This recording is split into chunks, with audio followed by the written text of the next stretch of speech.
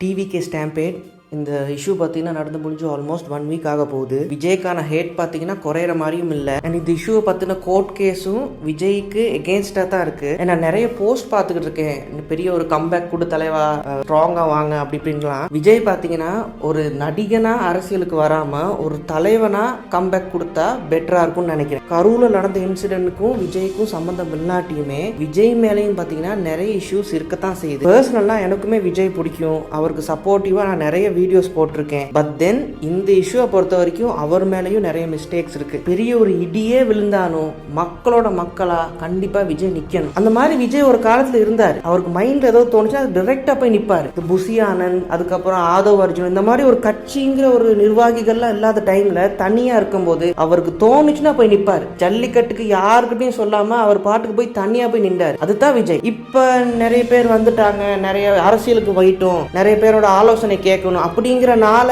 விஜய் தன்னைத்தாலே மறந்துட்டாரா, இந்த மாதிரி போயிட்டாரான்னு எனக்கு தெரியல. பட் விஜய் கிட்ட அந்த பொட்டன்ஷியல் இருக்கு, இல்லாமலாம் இல்லை.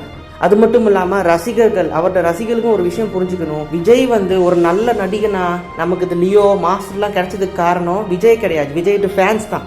ஏன்னா சுறா, வேட்டைக்காரன் இந்த மாதிரியான படங்கள் கொடுத்துக்கு இந்த டைம்ல விஜய் ஃபேன்ஸ் வச்ச கிரிட்டிசிசம், தலைவா நீ மாத்தி நடி, நிறைய கேரக்டர்ஸ் பண்ணு, நிறைய லுக்ஸ், இப்படிலாம் அவர் மேல கிரிட்டிசிசம் வச்சு தான் அவர் தன்னைத்தானே மாத்திக்கிட்டு ஒரு நடிகனா நின்றாரு. அதே மாதிரி தான் பொலிட்டிக்ஸ்லயும் இருக்கணும். தப்புனா தப்பு, லைட்டை போட்டு ஆன் பண்ணி ஆஃப் பண்ணிட்டு தான் தப்பு, லேட்டா வர்றியா தப்பு, அப்படி பண்ணா மட்டும் தான் மக்களுக்கான ஒரு தலைவனா விஜய் நிப்பாரு.